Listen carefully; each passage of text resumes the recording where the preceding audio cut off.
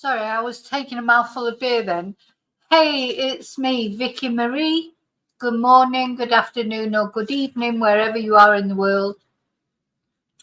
I'm just having a beer, a Classica, because it's very hot here, of course, in Spain. You know, it's July, it's really hot. Okay, so first of all, just thank you to everyone for liking, subscribing, etc. All the things it says on the banner at the bottom. Special thanks to my members, and a very special thanks to there's some people who are so generous in supporting my channel. I think they'll know who they are if they're watching, and I want to thank them especially. And anyone who's bought me a coffee, PayPal'd me, sent me a super, etc. All these ways of some people support my channel very quietly, and I really appreciate it. Thank you so much. I'm echoing. Why am I echoing on? Am I still echoing? Somebody, am I echoing on other people's? Or is it just on Mello's? I don't know if it's you or me, Mello. Sounds all right here. Sounds all right here. There's no reason why I should be echoing. The dogs are fighting, by the way, so you'll probably hear a few little barks.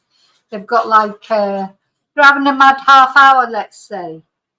Yeah, I think it must be you, Mello. Yeah, sorry, Mello, I think it's you because everybody else said it's okay. Try leaving and coming back in again or something like that. Anyway, so I wasn't going to talk about Jay Slater at all tonight. You know, poor Jay. I mean, prayers for Jay. Don't mean that in a horrible way. Because I wanted to talk about the election. I just wanted to have a little chat. For those of you who are in the UK, tomorrow is a big day, a big exciting day. My dogs are playing like mad. Very exciting day. The general election. So it's election eve. One more sleep. Stop it. One more sleep before the general election. So I hope you're all going out to vote. Whoever you vote for, I just hope you are going out to vote. I believe the weather's not too good, is it? That normally has an effect on voting, doesn't it? But so we're going to have a little chat tonight. Later, I'm going to talk about Jay first. Some things that have come up and some things that are just you wouldn't believe there'd be a connection with Jay Slater and the election, would you? You know, with the case of Jay Slater and the election. But as I was researching everything, I found one. Very strange. But anyway, I'm going to look at that. So we'll be just having a little chat about the election, what predictions are, people that I'm looking out for to hope that they lose their seat. I can't wait for this election.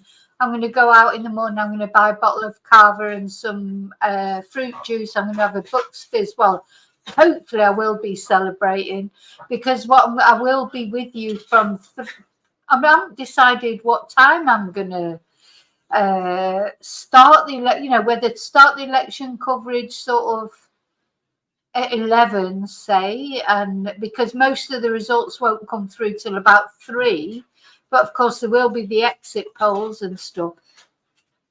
So I haven't decided on the exact timeline yet, but I definitely will be live at 3 in the morning when the main results are coming through, and I haven't decided whether to sort of go live at 12 or just haven't decided the exact timing yet. And I'm really looking forward to it because I like politics. I know politics isn't everyone's cup of tea, but for me, it's really interesting to see things develop. So we'll be talking about that. But first of all, I am going to just give a little update on Jay Slater. Well, it started off, it was going to be a little update, and it's got bigger and bigger the more rabbit holes that I go down. Let me just say hello to everyone who's here. Hi, Mello. Hi, Shelley. Hi, David. Hi, Mandy. Oh, no problem. We'll see you tomorrow, Mandy. I hope your work goes okay. Hi, Joe Amy. I'm good. I hope you are.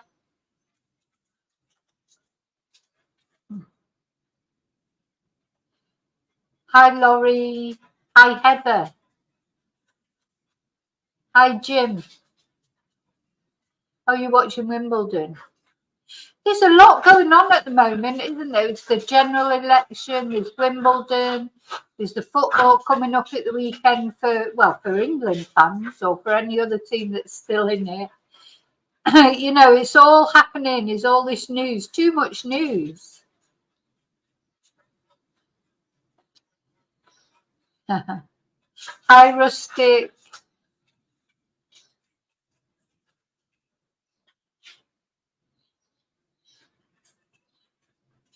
I think I said hello to Chumba, did I? Don't know. Hi, Chumba.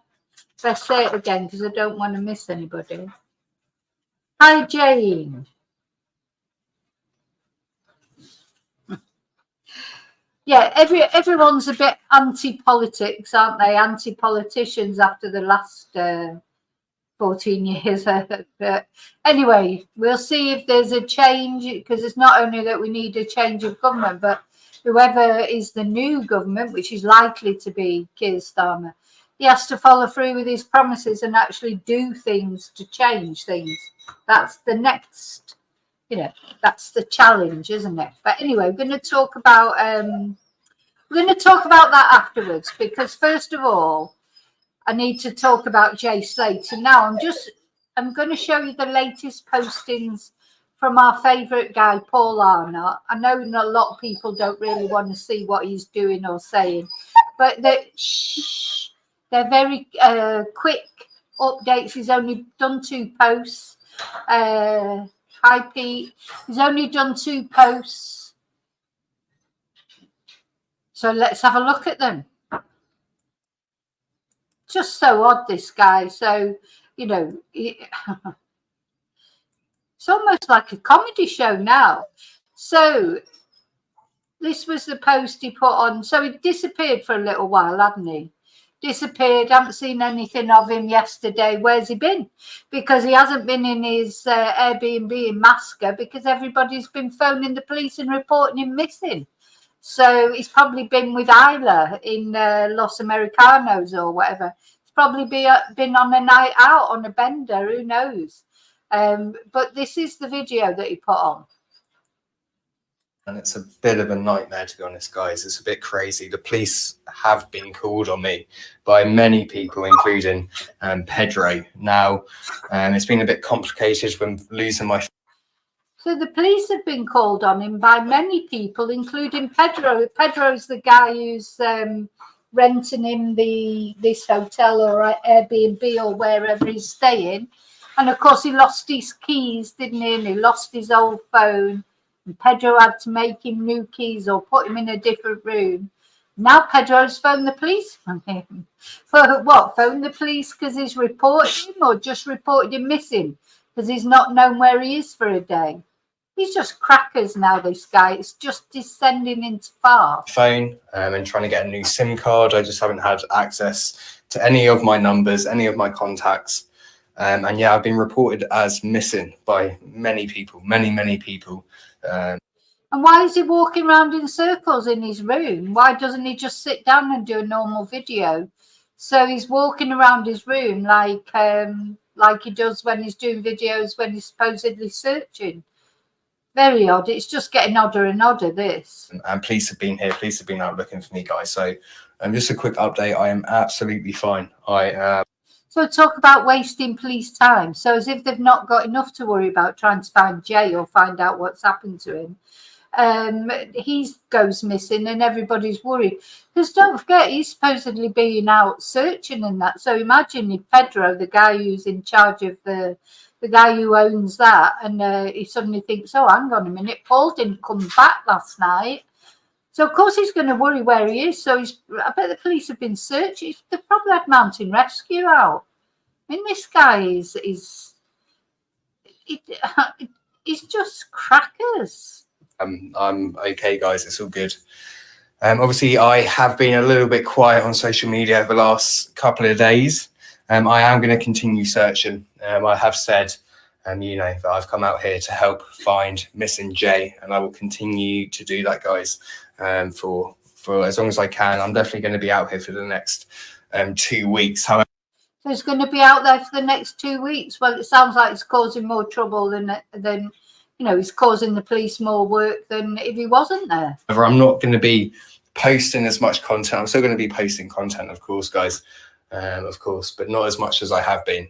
I will be keeping you guys updated, but please don't worry about me. I'm absolutely fine, guys. I've traveled all over the world to many dodgy, dangerous places.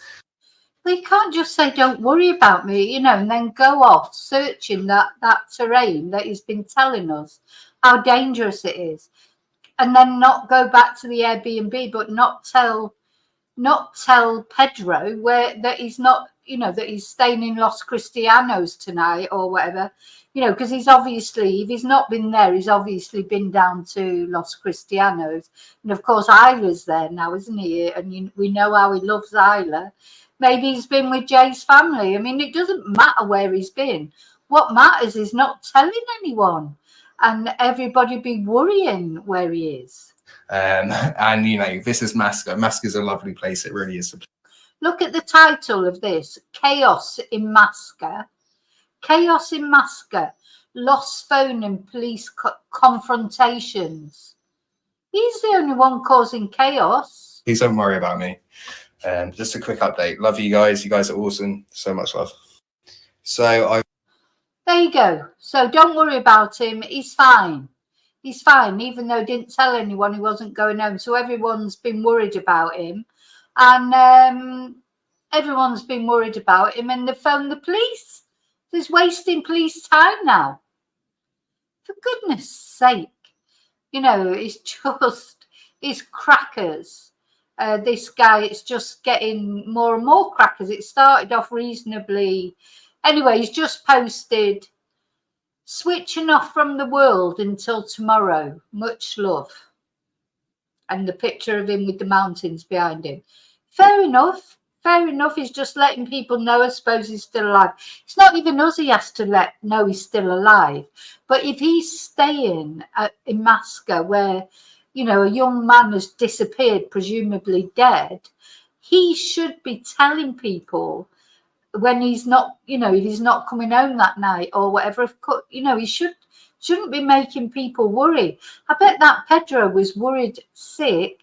He's probably phoned the police and the mountain rescue and said, oh God, he's been out looking for Jay and now he hasn't come home and he's not answering his phone, because of course he's supposedly lost his phone or his old phone. He's just causing. So when he says, what did he say? Chaos in Masca. Lost phone and police confrontations. It's him who's causing the chaos. So that's the first thing I wanted to show you. I know a lot of you don't. Lots of people have been saying to me, don't show us any more about Paul Arnott. Don't show us any more about Paul Arnott. But I just can't help it. How could I not show you that? Because it's hilarious. Really. Well, if it wasn't so serious, it'd be hilarious. Hi, Charlie. Hi, Sky. Hi, anyone else that I might have missed coming in. Hi, Julie. Yeah, I nearly unsubscribed to him actually just now. I thought, oh, and then I thought, oh no, because I probably missed the time when he actually bloody found Jay or something, So I've stayed subscribed to him. But, it won't be for long, I tell you. I'm going to see what happens. As soon as he leaves there, I'm unsubscribing from him. It's only because I think something might come up. Oh, well, Pedro's phoned the police on him, Charlie, because he disappeared. He didn't go back. He's caused that poor Pedro so many problems. He lost his keys. Now he's disappeared and Pedro was worried where he was and has phoned the police. Good God. Anyway, so that was the first thing I wanted to show you. And that ties me in then to the next thing that I wanted to show you, which is the GoFundMe. So there's been an update on the GoFundMe from Jay's mum, Debbie. and we're going to have a look at where the GoFundMe is now and what she said. So the GoFundMe is now £48,765. And the latest update that Debbie has put on today, Debbie Duncan, hi again, everyone. Your generosity has been vast, and we're so grateful for all of your support and kindness during this unimaginable time for our family. As I said in my official statement, the Spanish police conducted a land search for 12 days, which involved every resource they had available. Now, I'm just wondering who's advising her on this. Has she put this together herself, or is somebody telling her what to say? We know that Mark Williams Thomas, he's now back in the UK. So, you know, we've never seen a picture of him with the family, as much as he's saying he's associated with the family. And also, Debbie has never mentioned him. Whereas you will find in this, she does mention Paul and another person, but she's never mentioned Mark Williams Thomas. She's never said, oh, we thank Mark Williams Thomas for his help or anything like that, has she? So, though the land search ended, the Spanish police still continue with their investigations into why Jay had travelled to the location so far away from his accommodation. We offer our sincere thanks to the Spanish authorities who continue to follow lines of enquiries. Now, just before I finish off what I'm going to say here, I just want to go back to Mark Williams Thomas again. Unfortunately, I end up having to talk about all these people that I can't stand. But of course, Mark Williams Thomas' revelation this morning was that Jay had stolen this Rolex watch, or 13,000 of Rolex. And then, of course, a couple of my chatters, they were saying to me, well, Rolex is a drug as well. And yes, it is. So did they mean £13,000 Rolex watch or £13,000 worth of Rolex drugs? So let's have a look, actually, what Rolex is before we carry on. So it's a very popular drug in Manchester, apparently.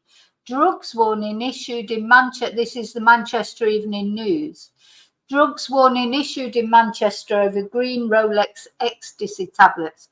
I don't know why anyone would want to take an ecstasy. I know people do, and it's popular with young people. I'm just lucky that I missed all that. You know, the thought of taking a tablet that you didn't know how it was going to affect you. You know, I mean, I know that alcohol is a drug as well, but at least I know where I am with alcohol. And when I've had one too many, I know it and I just stop. But to take these tablets and you don't know what effect they're going to have on you, I find it a bit sort of scary, to be honest. Anyway, drugs warning issued in Manchester over green Rolex ecstasy tablets. Anyone feeling unwell should seek urgent medical attention. So, of course, they're called Rolex because they're in the shape of the famous sort of Rolex, sign.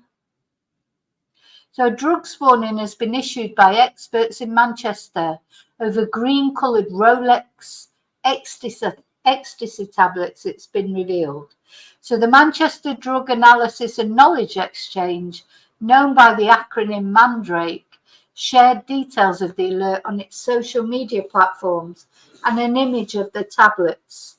They said the tablets had been tested and found to contain dipentilone, which is said to be a synthetic cathinone, a relation to the amphetamine family of drugs. If unwell, please seek medical attention, said Mandrake. And the experts who are based in Manchester said the light green coloured tablets had been circulating in the city and were embossed with the words Rolex, with the watch brand's crown logo stamped on the other side. They said the contents of multiple tablets were tested before the alert on Twitter was issued. Mandrake went on to say, not much was known about dipentilone, but it's believed to be less potent than methamphetamine. Its effects, the experts added, were more like that of cocaine. So this is it, the caution. But the thing is, I'm not saying that Jay had these particular Rolex, but apparently it's a group of drugs that are called Rolex, ecstasy tablet. So when Mark Williams Twonk said that he'd stolen Rolex, did he mean a Rolex watch, or did he mean these Rolex, £13,000 worth of Rolex drugs? And not that there's any proof of either of those things, because we don't know that officially yet. We only know it from Mark Williams. And as much as he might think he's official, of course, he's not official. And he should not interfere in a police investigation. Anyway, there you go. So just thought I'd point this out to you. And actually, if I go back one on here, look, there's all different. There's blue Rolex. They're green Rolex. Those are the Rolex actually shaped like Rolex. And you've got the pink ones, so they're a common drug, apparently. I wouldn't have known that. You learn something new every day. So I do know absolutely nothing about drugs, thank God. Okay, so going back now to the GoFundMe. In the meantime, we will continue to use part of the funds to support the volunteers working hard in the mountains to find Jay. We are currently looking after Paul Arnott. So she's mentioning Paul Arnott there. We're looking after him, putting together a package of any equipment and essentials he needs, and going up to do a drop for him. So maybe he'll finally get his ropes and things. He's been whinging about not having any ropes, and then when I sent him, I think it was 3 different places in Tenerife that rent mountaineering equipment, he didn't even acknowledge that I'd my message. So can't have been that desperate to go and rent some equipment. Then she says, we're also supporting Callum Fahim and his group with accommodation and other essentials. I didn't even know who he was. I found out who he is now. But I've got to say, I didn't actually know who, I don't know if any of you know. I don't know if any of you know about Callum. I've heard of Callum. Maybe you have, or maybe not. So what did he steal? Did he steal drugs, or did he steal a proper Rolex, as in a watch? Sorry, I'm going back to the thing now. So, yeah, who is Callum Fahim? Well, I'm going to show you who Callum Fahim is in a minute. And he's apparently there with his group, and they're supporting him with accommodation and other essentials. Now, I've got to say, Callum Fahim, he's a blogger, TikToker as well, Instagram, etc. Fair enough.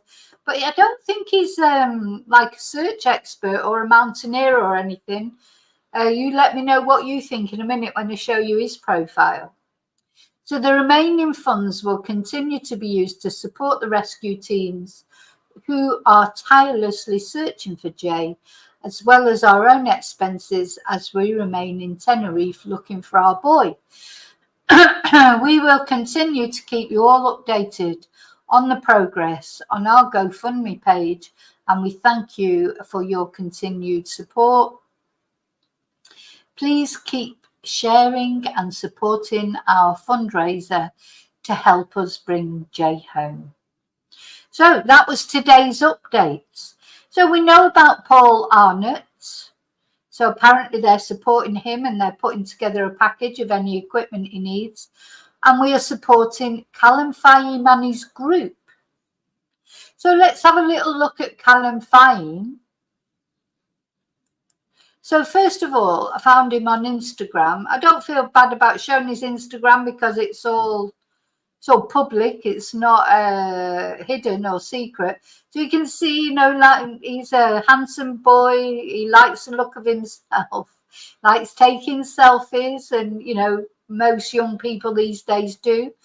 Quite suggestive selfies, etc.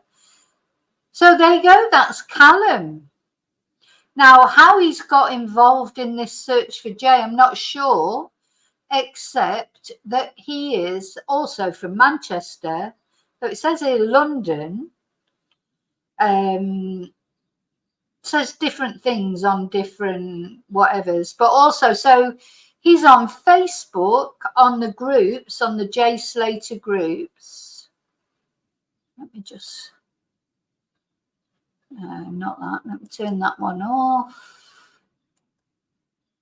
So when I looked for him on Facebook, this is the connection now to the election that you won't believe. So I found him on Facebook and I went onto his profile. This is his profile. Reform UK. Let's make Britain great. Bet you weren't expecting that, were you? I certainly wasn't. God, when I went onto his profile and saw that, and of course he's got a picture of Jay missing there, but it's like an advert for reform. What the hell is going on? What is going on in this case? It's like crackers. Now he's also got a TikTok account. Just let me show you that. I think this is him. Callum Fahim. Same guy, I think. But I can't see much about Jay on there. He's got 1,706 followers on TikTok. Oh, hang on, I'm not sharing. Let me share.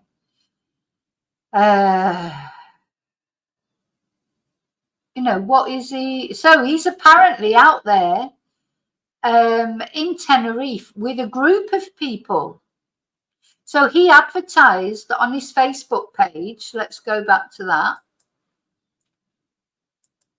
On his Facebook page, which is a walking advert for Reform UK, he advertised in to the Jay Slater Missing Only official group on the 19th of June. One last call. Does anyone from the UK want to join us in travelling out tomorrow?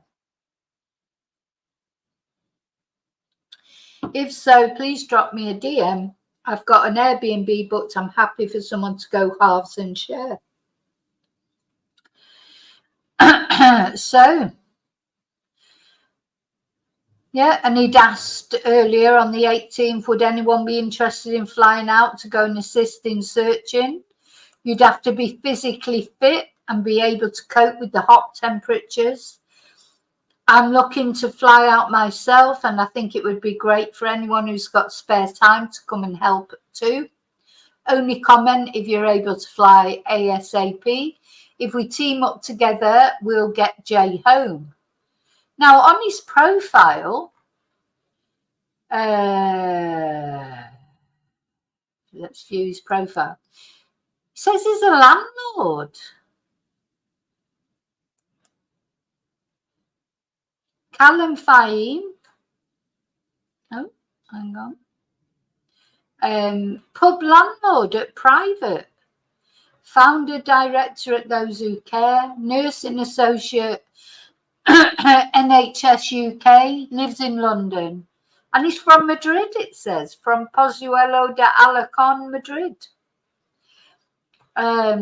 So I wonder if he speaks Spanish. He might speak Spanish. Just wondering why he's got all this reform stuff up there.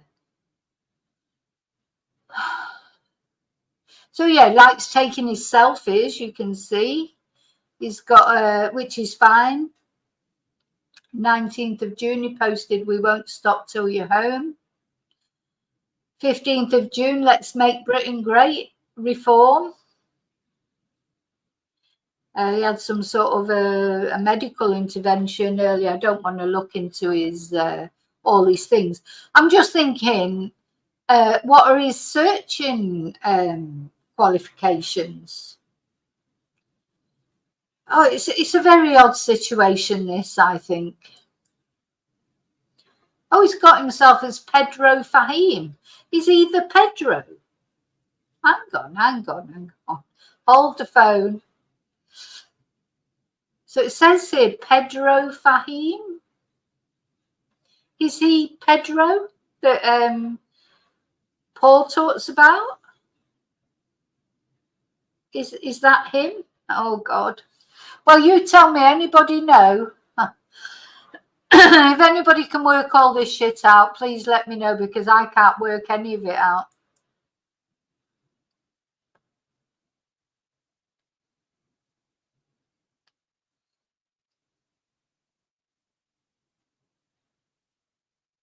Yeah, check the link. So Cal209 is his account he's looking for. So is that a TikTok account, Joe Amy? Yeah, is it a weird? I'm starting to think that now. Is it a weird distraction from the election? Why has he got Reform UK all over everything? And is he the Pedro that Paul keeps referring to? It's odd, isn't it? Well, the thing is, he could well speak Spanish. If he's Moroccan, because his name does sound, his second name, he says he's from Madrid, so, and he calls himself Pedro on his, is he the Pedro that Paul's referring to? And he may well speak Spanish. He may speak Spanish. If he's, he could be Moroccan sort of descent. He looks Spanish. He's a very handsome guy. Fahim is a Muslim name, I think. So yeah, very odd, isn't it? It's very odd. It's just like, oh my God, it's weird. It's all weird. So anyway, he and his team, they'll be referred to his team, they're being supported by the family as well, by the GoFundMe. And now seeing that his name up here, facebook.com, Pedro Fahim, is he the Pedro that Paul keeps referring to? Did Paul go out there when Callum was saying, does anybody want to go out there with me? Well, look, it says he started a new job at the NHS UK in 2020. Well, you know, have they just let him have time off to go off to Tenerife?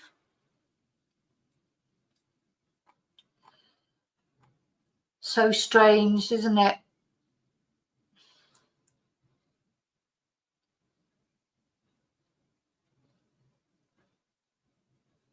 So TikTok Cal right. Thank you. I'll have a look at that, Joe Amy. Cal 2029. Let's have a look.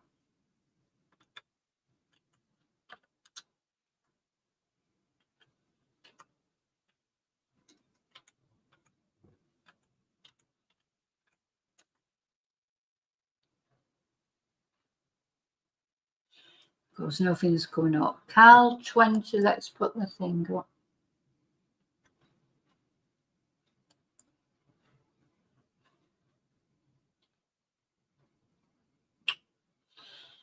Oh, there you go. Is that it?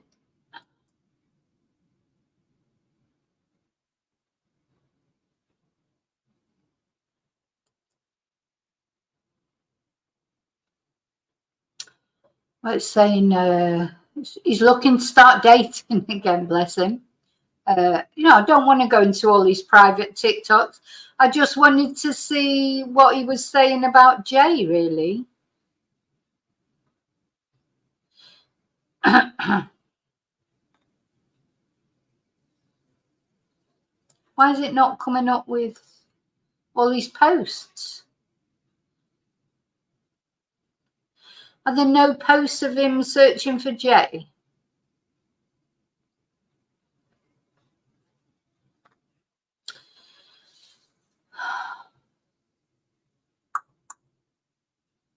So I don't know. Anyway, I don't want to oh, sorry, I'm not sharing. I don't really want to go into this too much because I think it'll just take me down another rabbit hole. I don't know anything about this boy, but all I know is Debbie says she's supporting him. She's supporting Paul, Arna, and she said Callum and his team, whoever his team are. And you know, what's the connection with reform? It's probably Nigel Farage is behind all this, I expect, or Putin, or, you know, it's like, it's just crackers, isn't it? It's getting crazier and crazier. Ah, right, he does search his life. Thing is, Joey, on TikTok, isn't it, the lives don't stay up there, do they? The lives on TikTok, they don't stay up there.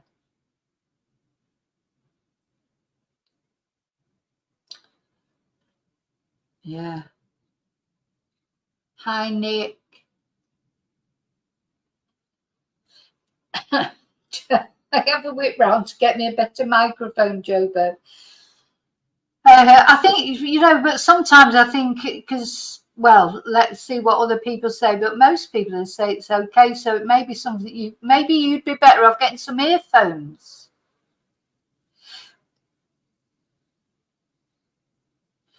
Yeah, maybe no one ever will get to the bottom of this case. Maybe not. Hi, Jackie.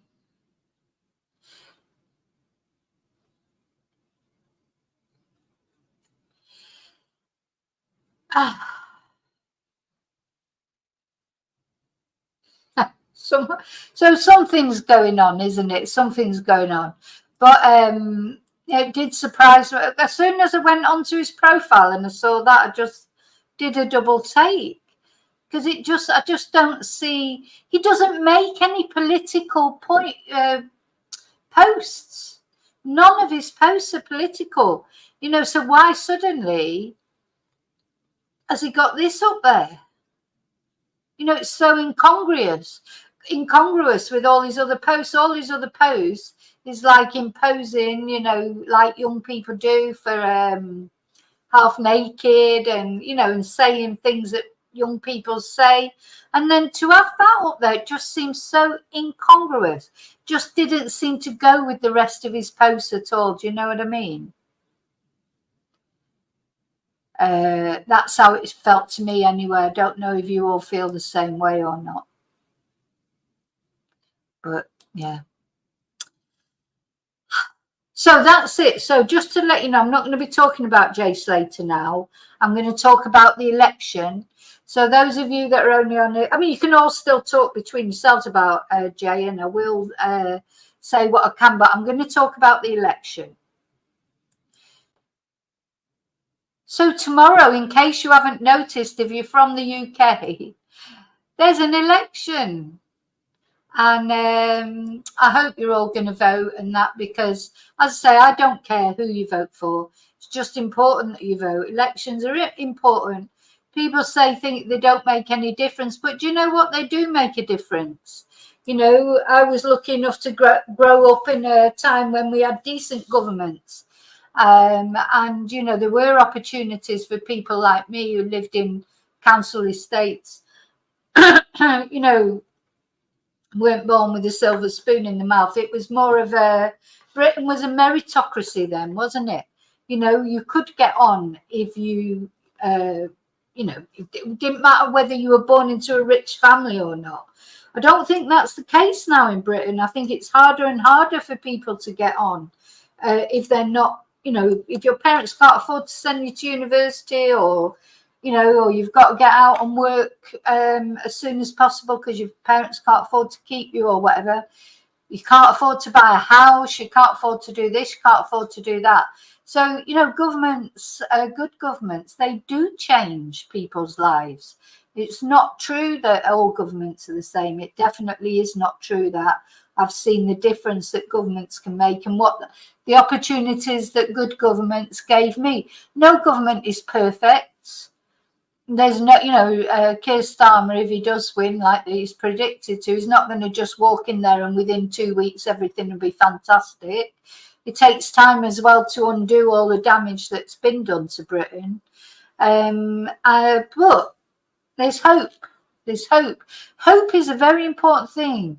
If people don't have hope that things could get better, whether they do or not is almost immaterial, because it's hope that keeps people going, you know, hoping that things will get better. Anyway, so first of all, what do I want to talk about? So I just want to show you what the predictions are for the election. Now, although Keir Starmer is predicted to win and it's supposed to be a landslide, I don't believe any of those polls, because I remember them saying that about Brexit, that, you know, that there was no way that the referendum would go in the, you know, the way it did, that we would leave the European Union, but it did. You know, the vote did go against the Remainers and for the Brexiteers.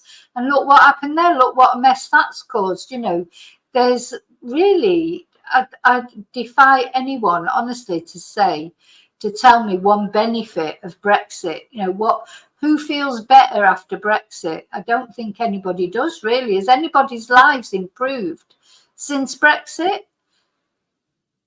I don't know. I doubt it. I don't know anybody whose life has improved through Brexit. Either living here, you know, obviously as an expat, Brexit has affected me in a bad way.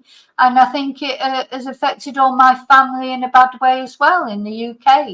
Don't think I know anybody who would say, oh, yeah, but since Brexit, life's been fantastic.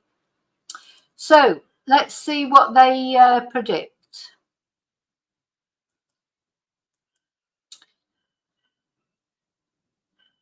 And have a look at Sky News.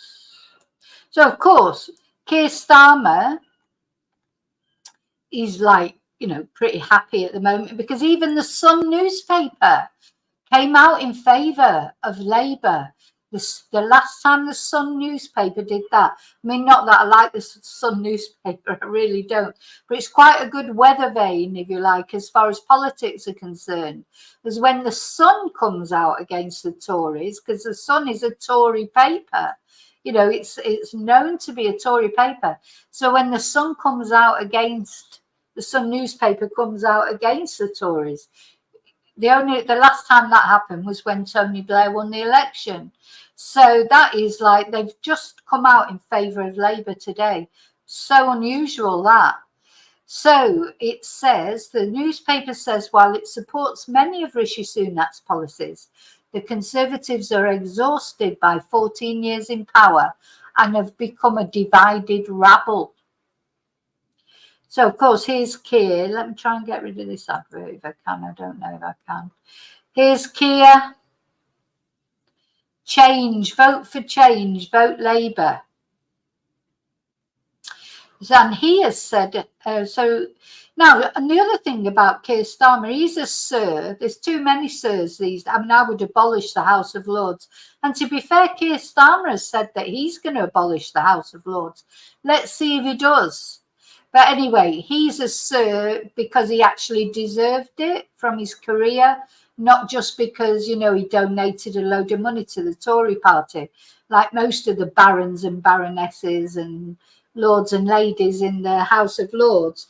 It's ridiculous now. They're just, Boris Johnson and all the Tory leaders, they've just given out peerages like sweets. You know, it's just like nobody has to deserve it anymore. They just get them, you know, oh yeah, do something for the Tory party or do something for Boris Johnson and you get a peerage. His brother's a peer. He tried to give his father, Stanley Johnson, tried to give him a peerage. But luckily the civil service knocked him back on that one. but he's tried to give so many people peerages just because they're his mates. And that's why we have a Russian as a lord in the House of Lords, Lebedev, because of what he donated to Boris Johnson, the money he bought himself a peerage. I still cannot believe that people haven't gone mad about that, because he's not even British. So how can he be a British lord if he's Russian? Anyway, Keir Starmer has said he's delighted to receive the backing of the Sun after it endorsed him in the election. So I'm just laughing because, you know, the Sun. Anyway, never mind. The Labour leader said the newspaper's support for his leadership showed just how much this is a changed Labour Party back in the service of working people. So, of course, that's his slogan, isn't it? Back in the service of a changed Labour Party, back in the service of working people. Now, he did nearly come a cropper, didn't he, this week? Because the other day he said that on a Friday he doesn't work after 6 o'clock. So, of course, everybody jumped, all the Tories and that, they jumped on that. What, he doesn't work after 6 o'clock? You know, what if a country declares war at 6:30? Or, you know, obviously what he meant was he tries not to work after 6 o'clock. I'm sure if there was war broke out or something, I'm sure he'd break off from whatever he was doing. But it backfired on the Tories, because then it turns out that not only it's for family time with his children that he tries not to work after 6 o'clock on a Friday, but also because of religious reasons, because his wife is Jewish, and that's when her dad comes round, and Friday evenings are very special, aren't they, in the Jewish religion. Family is important on a Friday evening.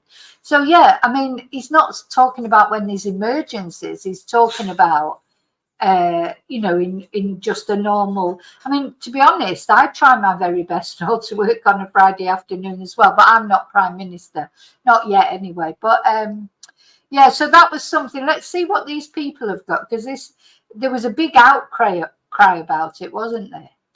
Now, GB News, of course, is the People's Channel, and so we wanted to know what the great British public think about Sir Keir Starmer's admission that he wanted to avoid work after that 6 p.m. Friday deadline to spend more time with his family. Does it mean, as some Tories have claimed, that he would be a part-time Prime Minister, or is Sir Keir right to prioritise his family? Well, we went out and about in Birmingham. The bloody cheek of it. So they're saying, does it mean he'll be a part-time Prime Minister? What, because he finishes work at 6 on a Friday, 1 day a week, when the Tories were all drinking and having parties and everything the night before the Queen buried her husband, sat on her own, abiding by COVID rules. And they've got the cheek to call Keir Starmer a part-time Prime Minister. I mean, Boris Johnson was jetting off on holiday every 5 minutes. Dominic Raab was on the beach when everything was going off in Afghanistan, and he was the foreign minister. Do you know that they've got a cheek to say these things, because they're just not true. What happened to that? Why did it go off? Anyway, so the Sun gave its backing to Keir Starmer today, the day before polls opened, on the grounds he had won the right to take charge. The newspaper said the Labour leader had fought hard to change his party for the better, even if it is still a work in progress. It said that while there was still plenty of concerns about Labour, including a lack of a clear plan to tackle both legal and illegal immigration and concerns over tax rises, it was time for a change. Also, as well, that's another thing that's happened, because they're expecting Keir Starmer to win, and Keir Starmer is going to cancel this Rwanda scheme. So they've already released all the immigrants, the ones that were supposed to be going to Rwanda. They've released them already, because the Rwanda schemes, they spent millions, billions on that Rwanda scheme. They haven't managed to get a plane in the air yet. And even if they had have managed to get a plane in the air, the Rwanda scheme can only take 200 immigrants a year. So it doesn't even touch the sides to deal with the immigration crisis.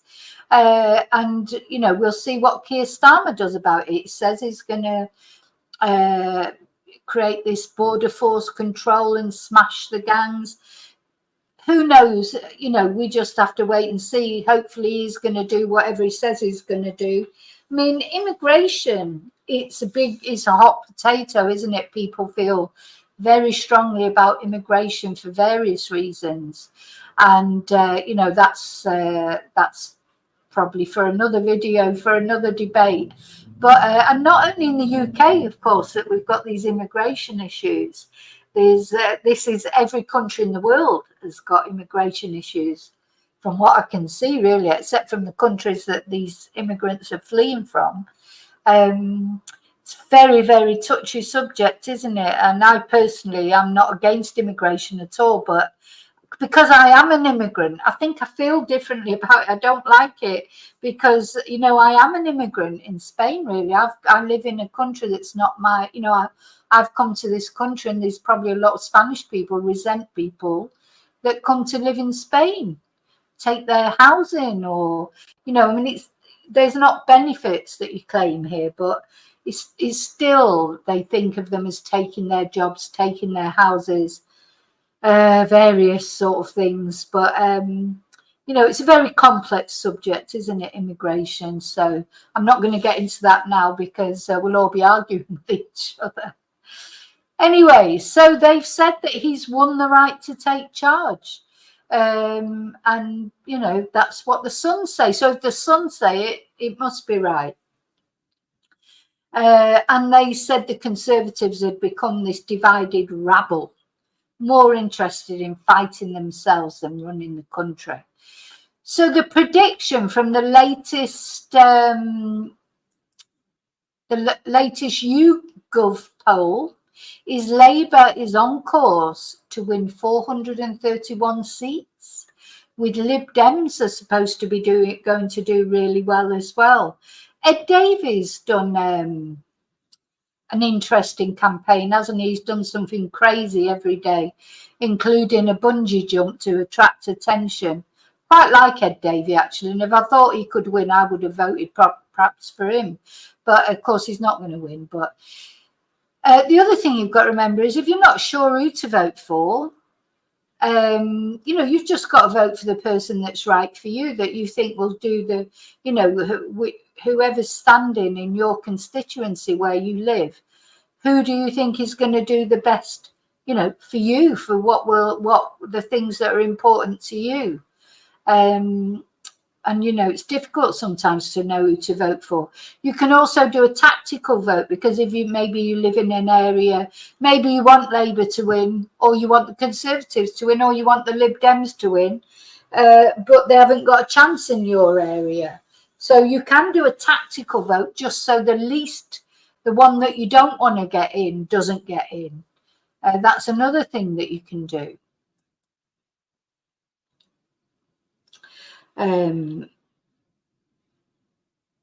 Okay, so yeah, so now the thing is, there's this projection that Labour are going to win, or are expected to win, but Keir Starmer has said, don't, you know, that as well, you've not got to be complacent, or you've still got to go out and vote, because I think that's what happened with the Brexit vote.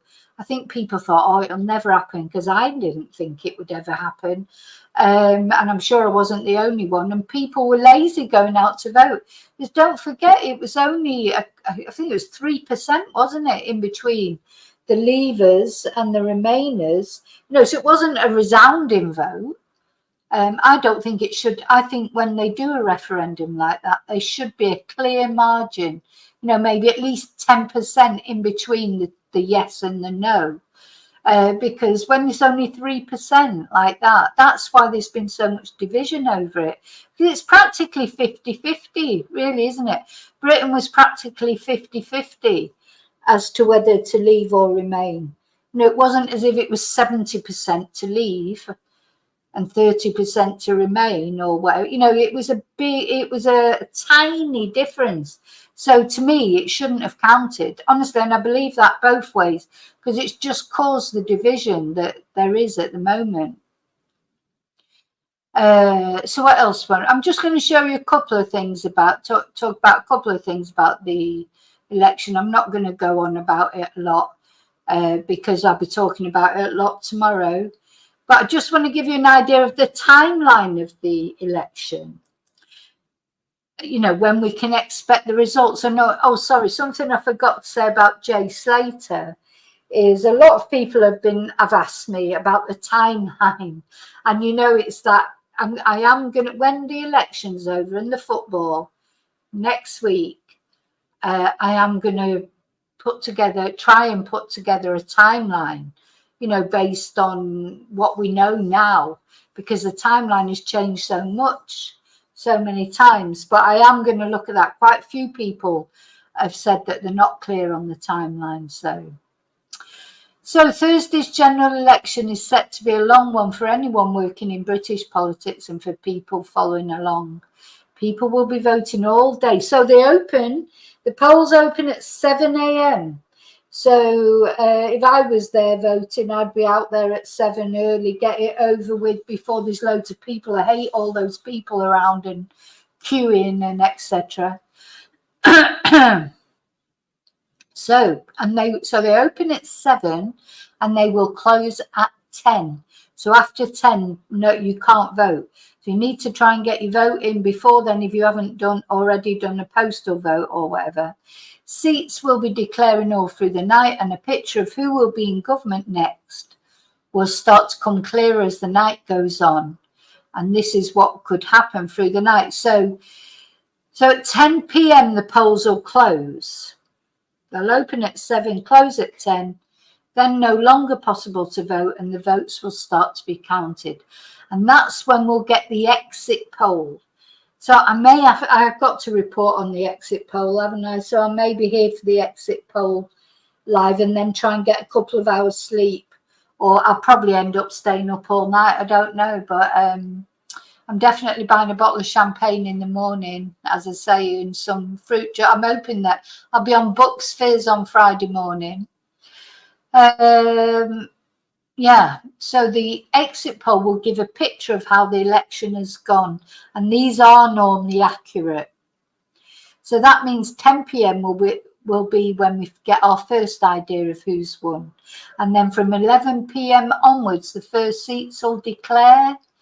And the first ones are likely to be 2 Labour seats in the northeast, Blythe and Ashington around 11:30, and Horton and Sunderland South at 11:45. So we've got Bridget Phillipson. She's defending a narrow majority of only 3,271. She's Labour's shadow education secretary in Horton and Sunderland South. And Blythe and Ashington is a new constituency created by the redrawing of constituency boundaries.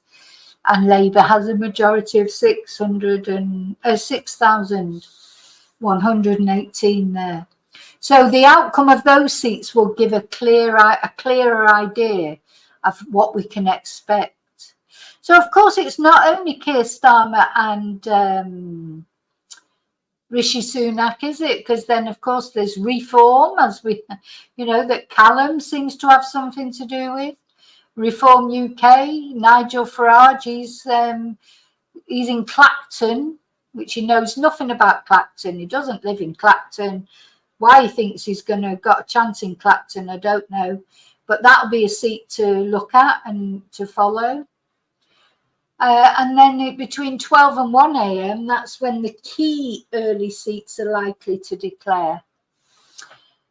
Yeah, Conservative Justice Secretary Robert Buckland, he's likely to lose his seat because he's only got a majority of 5,650.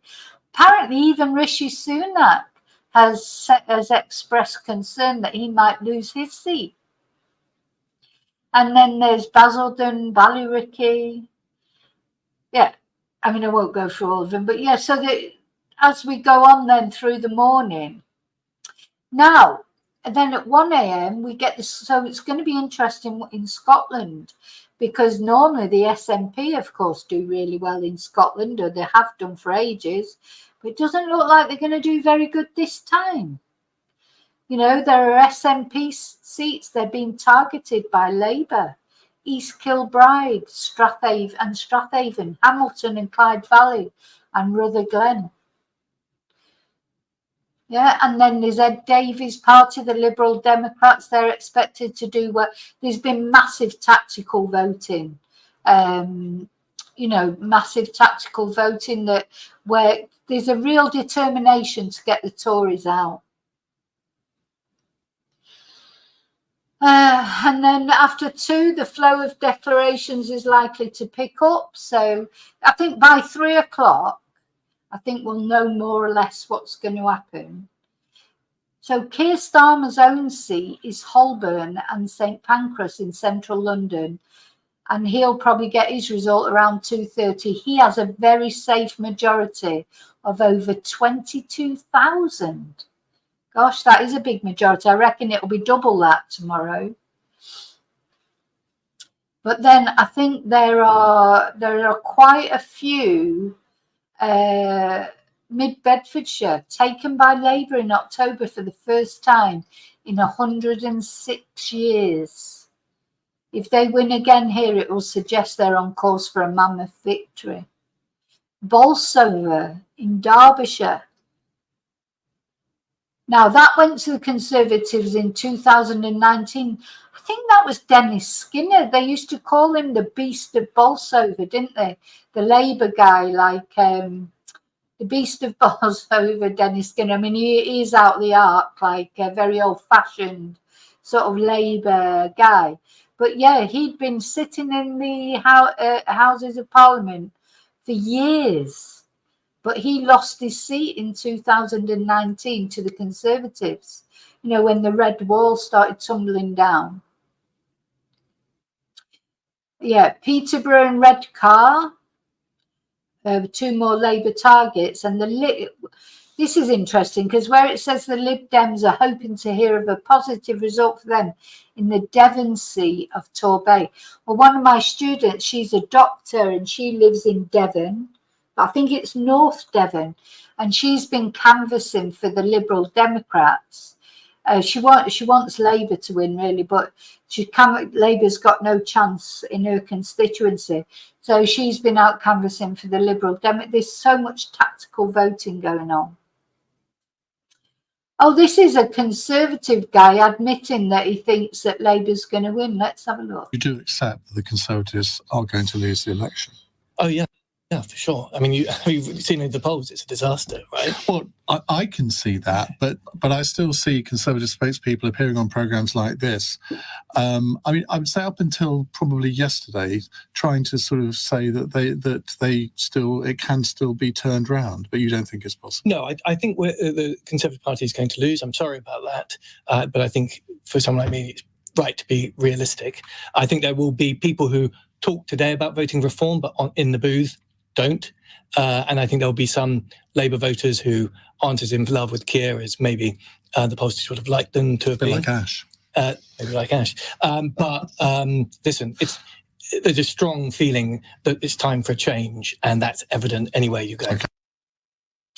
Yeah, I don't think Screaming Lord Sudge is still around, Rachel, but it's that, God, what's he called, that one? Binface, isn't it? Count Binface is is quite I don't know. I think he got more votes. Count Binface, he got more votes in the last, what was it? In the last election, it must have been a by-election or something.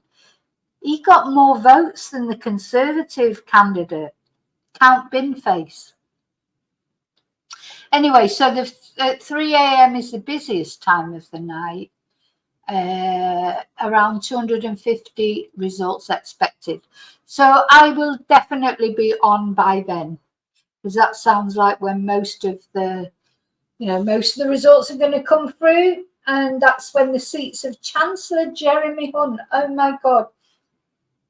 it would be so nice to see him lose his seat, and Defence Secretary Grant Shapps, Penny Mordaunt. They could all lose their seats. Ian Duncan Smith, he's only got a majority of 1,604. He was the former Conservative leader, and he could well lose his seat in Chingford and Wood Green. So we'll see. Oh, and of course, Jeremy Corbyn, the former Labour leader, he's fighting his seat as an independent. So I don't know, because he's been in that seat since 1983, and apparently they think he's like a god there. So he may win as an independent. I wish he'd just bugger off and give someone else a chance, because he's just like damaging Labour. You know, surely he wants a Labour government. You know, this is what I don't understand. You've got to rally behind your leader, whether you might not agree with everything they say.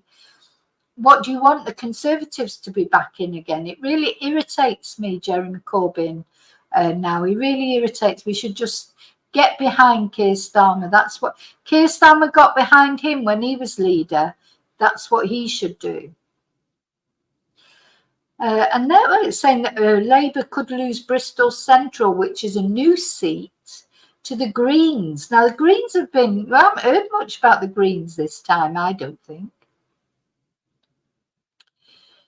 The thing about the Greens is everybody wants net zero and this, that and the other, but nobody wants to give up their cars or drive more slowly, or, you know, everybody wants like the aim of the Greens, but nobody wants to make any sacrifices for it. So, yeah. Don't know who this guy is here, but...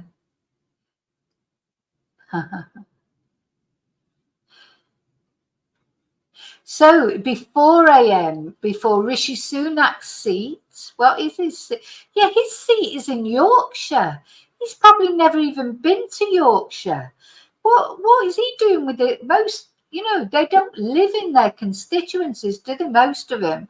So his seat of Richmond and Northallerton in North Yorkshire. When has he ever been to Yorkshire? Anyway, that will be declared around 4 AM at the same time or similar time as Clacton, the Reform UK leader, will declare. And one that I'll be watching very carefully is Ashfield in Nottinghamshire, because the person who's Lee Anderson, 30p Lee, who said you could cook a meal for 30p, that's his seat. He used to be Labour, but the Labour Party threw him out for misogyny and sexism. He then became Conservative and became the chairman of the Conservative Party. And then they chucked him out and he's now Reform. So he's the only MP that Reform have got at the moment, but it's only because he defected to Reform. So he's been Labour, he's been Conservative, and now he's Reform. But he's likely to lose his seat this time. I hope so. I will be watching that. That will be brilliant. And the other person who's possibly going to lose his seat that I'll definitely be watching out for is Jacob Rees-Mogg. You know, Jacob Rees-Mogg, the posh, tough Christian who, you know, thought that the people in Grenfell who died, it was their own fault, because they didn't act sensibly. They didn't use common sense. He was also the guy who fell asleep drunk sprawled out in the House of Commons on the benches.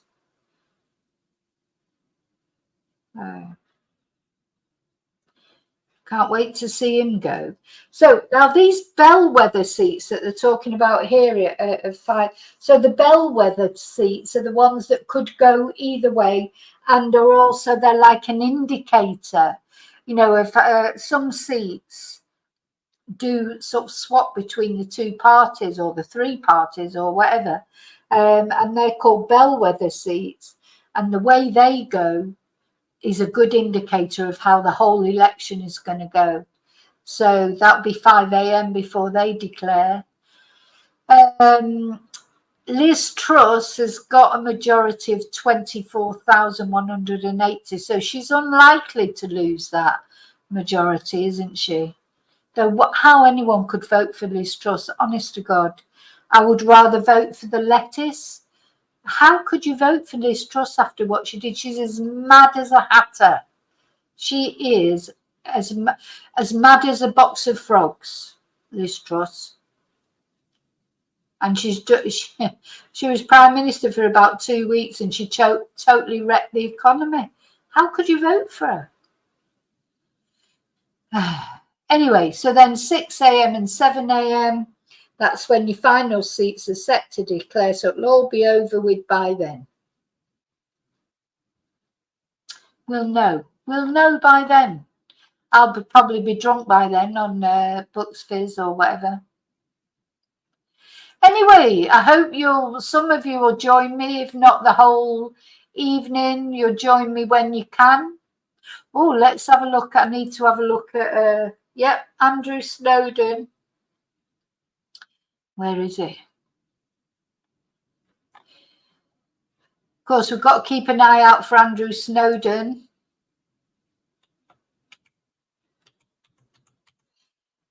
Previous police and crime commissioner, of course.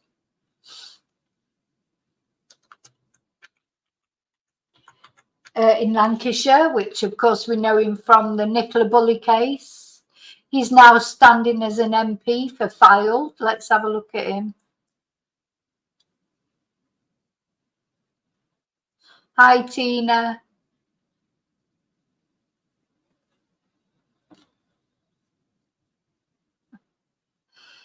Hi, Paul. Here he is. Do you know, he does always make me smile. I'll say that for him, because he's just such a fool, isn't he? But he doesn't know he's a fool. And sometimes I do comment on his Twitter, but I never say anything nasty. But he never realizes that I'm being sarcastic. So he's running for Fylde, for the MP for Fylde. Now, Fylde is normally a safe Conservative seat, but the guy that was there before, although he seems to have been quite popular with his constituents, he was embezzling funds, and there was some scandal with a Brazilian rent boy. So maybe Andrew won't do so well as his predecessor did. But it is, so there you go. He's going to be an MP. He's going to be Prime Minister one day. I think that's his ambition, to be honest. So huge thanks to everyone who's been covering ground for me across Fylde today in all weather. Tomorrow's the big day. If you don't want a Labour government with a huge majority, then you can only stop it by voting Conservative in Fylde. Yeah, so that's going to be very interesting to see if he wins. Oh, and then who popped up? That's what I wanted to show you. Who popped up like a bad smell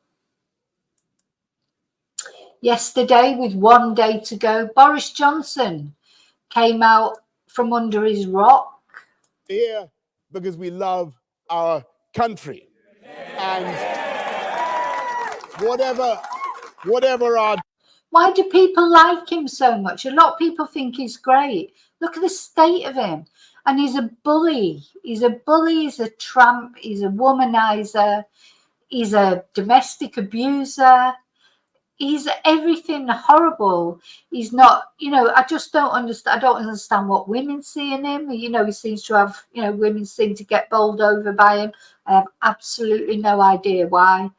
If you think, oh, well, he doesn't have to look like fantastic to be Prime Minister, a good Prime Minister. But he's not good. He wasn't a good Prime Minister. He's got nothing going for him. He hasn't got a nice personality. He's not clever. Thinks he's clever. He's not a good politician. He's not There's nothing. He's not smart. He doesn't dress nice. His hair's a mess.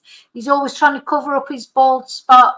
He's an awful man, but people do like him, which I suppose is fair enough. Anyway, they've trotted him out with a day to go. He appeared, didn't he, just out of the blue to say this. Differences, whatever our differences, they are utterly trivial by comparison with the disaster we may face if these so-called opinion polls are right. And it's still the disaster, there's not been a disaster over the last 14 years, has it? It's been bloody brilliant. Of course it has. Disaster. Could it really be any worse? Could it? Could it, though? If I think and hope the British people will show more sense on Thursday and draw back from the brink. But if these polls are right, then at the very moment when this country has beaten COVID and beaten post-COVID inflation. You shouldn't have mentioned COVID for a start, because I'll tell you what people haven't forgotten, Boris. People who lost their relatives and couldn't go to their funerals, couldn't be by their bedsides because of COVID restrictions, while you and your mates were just partying as if nothing mattered. People don't forget things like that. It's not like forgetting that petrol prices were high, or forgetting that it cost a lot of money for a tin of beans. You talk about people's loved ones who died, gone forever, and they couldn't even say goodbye to them. People don't forget things like that. Partygate has just now reminded everybody of Partygate. Anybody who had maybe forgotten about it, they just remember it again. Oh yeah, that's Boris Johnson. That was Partygate. At the very moment when we should be encouraging enterprise and growth and putting some money into home ownership and putting some money into people's pockets, Westminster is about to go in diametrically the opposite direction. Good. And so none of us can sit back as a Labour government prepares Yay. to use a sledgehammer majority Yay. to destroy so much of what we have achieved, what you have achieved. Yeah, we're here because we love our... Whatever, Boris. God, I'm looking forward to the day when I never have to see any of the Johnsons on telly again. Not him, not Boris Johnson, not that sister of his who always seems to pop up on everything, and not that father of his. Why is that family all over the telly? I just can't look forward to the day when I never have to look at his face ever again.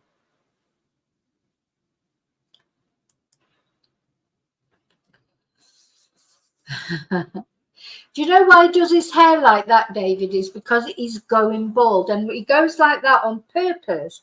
I don't know why I'm ruffling up my hair and you can't even see me, but he does it on purpose because he's trying to cover over his bald patch. Awful man. Awful man.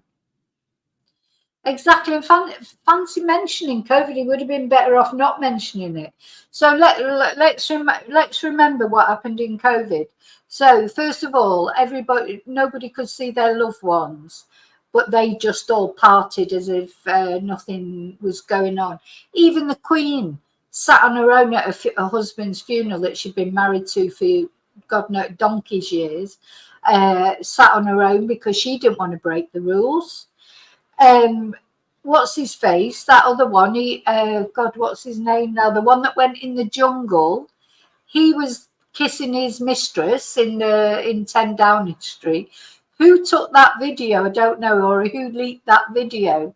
But they were all breaking the laws that they made.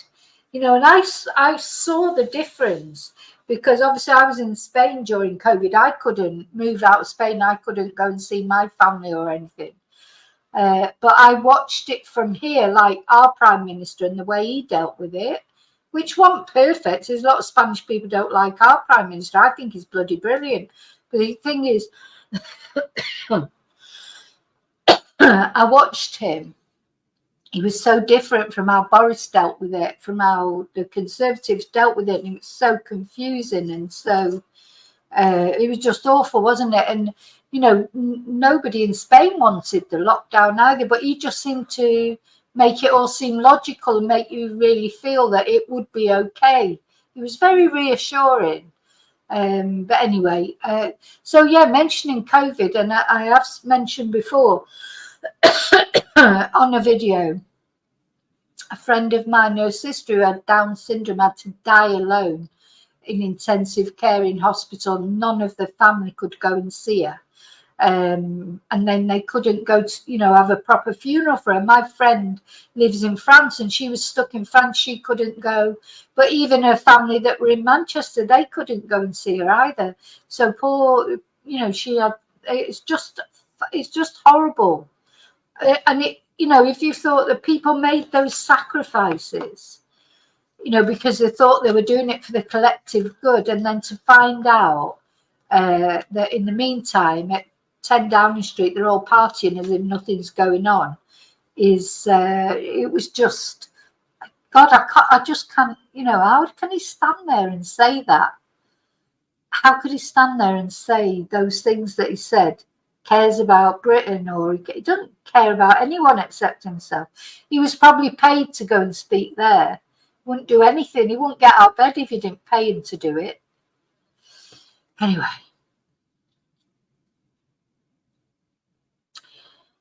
So I'm already ranting. It's not, I'm not going to rant tomorrow. Matt Hancock, that was it. Matt Hancock with that Gina, whatever her name is. Yeah, being, but he fell in love. He fell in love. That's what he said, didn't he, when he was on I'm a Celebrity. I mean, nobody blames him for falling in love. People do fall in love. It was breaking the lockdown laws. Hello, the lockdown laws that you made, and lying. He was another one who lied about the protective circle, the protective ring that they put around the care homes and that, which of course they didn't.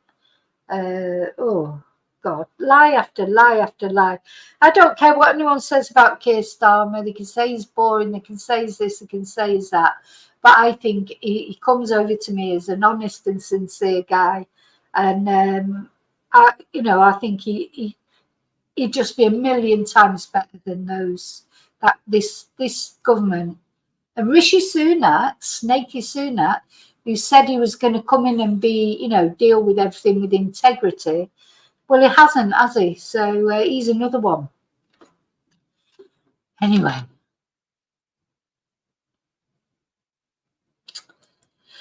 I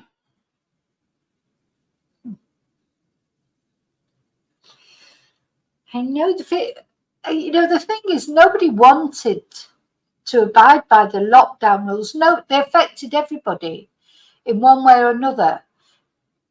Nobody wanted to abide by them, but everybody did, because they had to. Here in Spain, oh my God, the police were everywhere. You couldn't not abide by them. There was police everywhere you went. Every time I got in my car, I got stopped by the police. But people wanted to as well. As far as I was concerned, I wanted to abide by the rules because I just wanted it to be over with. So if by abiding by the rules, that would mean that it was over with quicker. That was my thinking. Like the vaccines and all that, just get this situation over, because just wanted to go back to normal. But of course, we've never really gone back to normal, have we? I don't think we've ever gone back to normal. Life changed forever, one way or another. And young people, let me just actually take Jay's picture off, because, gotta put, because I want to put something else up there. While I'm talking about politics, it's not really respectful to have Jay's picture up. I'm not in the mood for twonks today up instead. Young people really suffered during COVID, and now Rishi Sunak's answer is to bring back national service. So, the previous generation of young people couldn't go out, and now he's going to make them go off and join the army or whatever. It's ridiculous.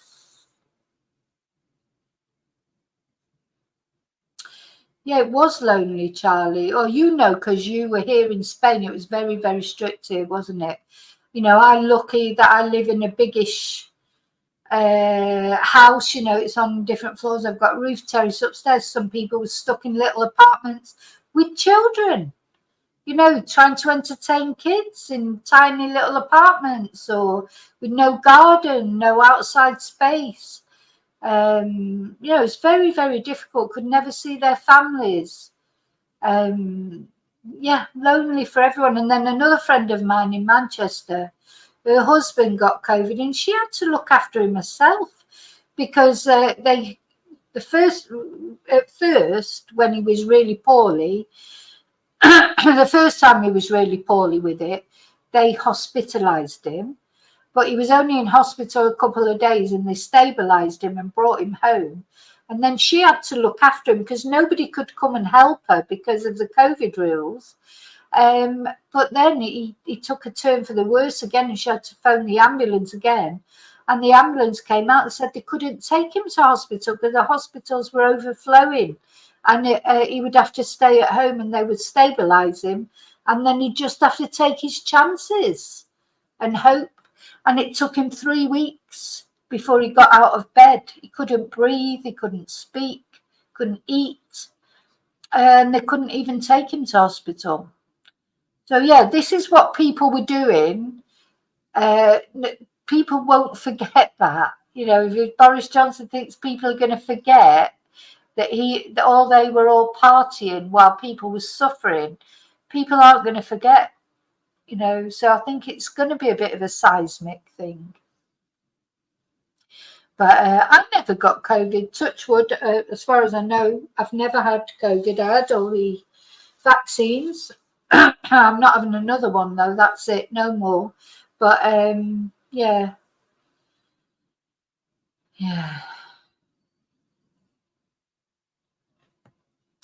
In Spain, at first, you were only allowed out if you had a dog. And you were allowed to take your dog out for 15 minutes. I think it was twice a day or something like that. 15 minutes maximum within 100 yards of where you lived. That was it. And you were allowed to go to the supermarket, but you had to show your receipt.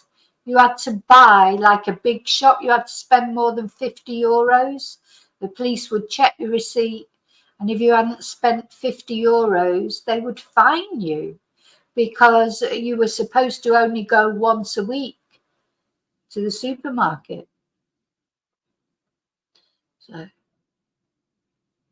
Yvonne, did you have COVID?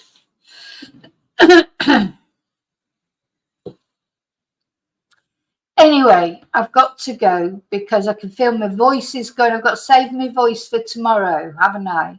Because I'll probably be talking quite a lot again tomorrow. Got classes in the morning. Hang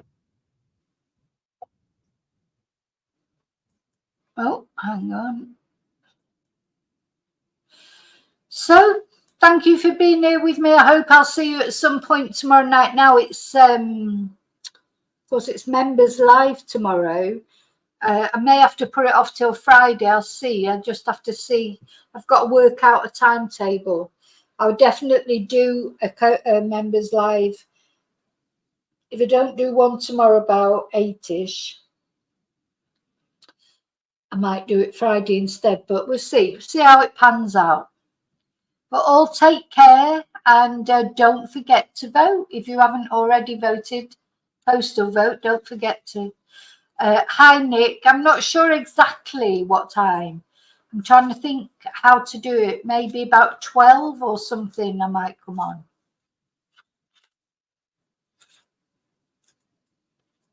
But thank you for being here with me, and I'll see you really soon in the next video. And until then, may your God go with you. I'm just going to put on my little video. Thank you.